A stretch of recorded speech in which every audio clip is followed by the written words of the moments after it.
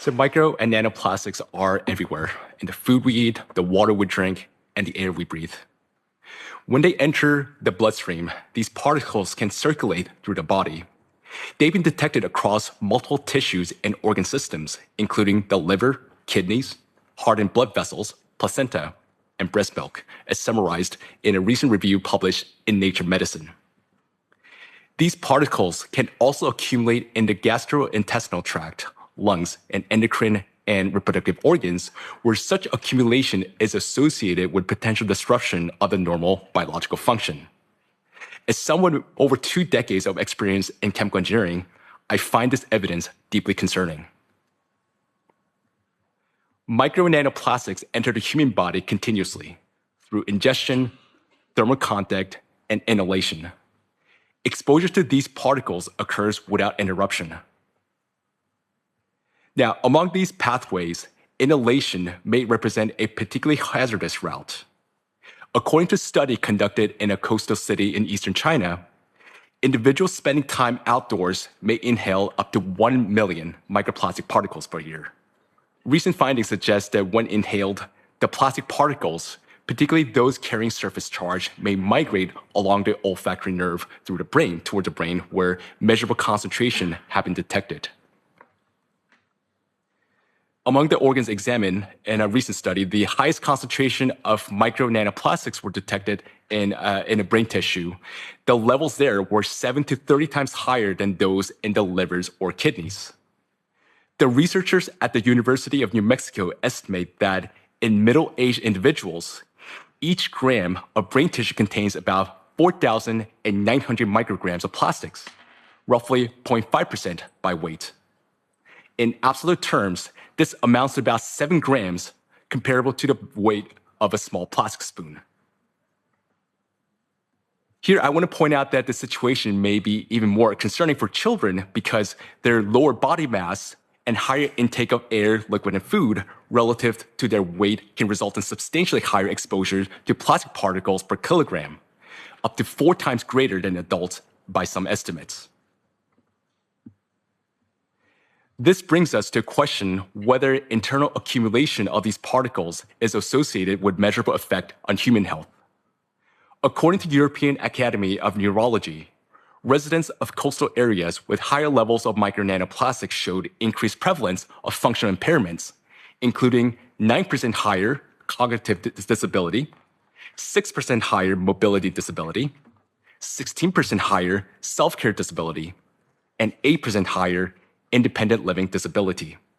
While these findings do not establish causation, the associations are consistent with emerging mechanistic evidence and indicate that these particles can reach the brain, induce neuroinflammation, and disrupt cellular homeostasis.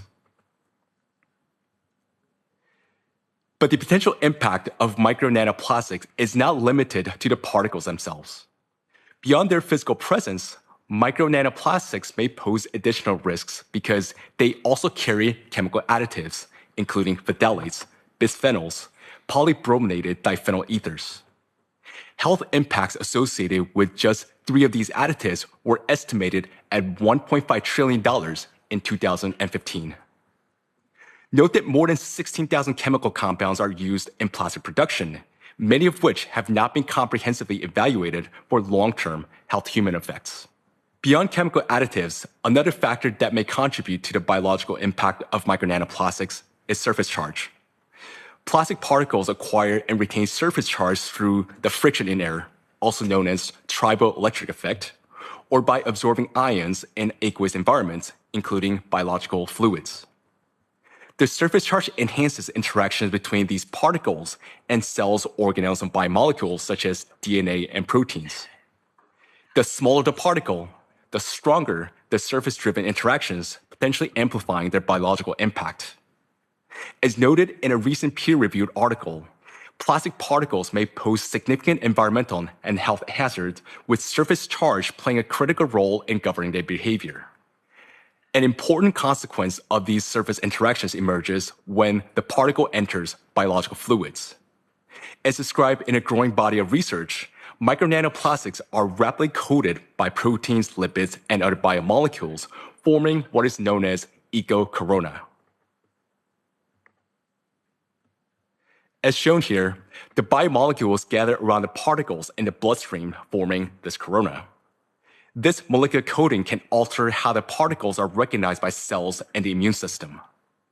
Rather than being identified solely as foreign materials, they acquire a new biological identity determined by the molecule bounded to their surface. As a result, these particles may be internalized more readily by the cells. Studies suggest that micronanoplastics, particularly smaller nanoplastics, can cross several of the body's key protective barriers, including the intestinal barrier, the pulmonary barrier, the blood-brain barrier, and the placental barrier. Once these are cross these barriers and within the tissues, these particles are not readily cleared and they may persist for prolonged periods.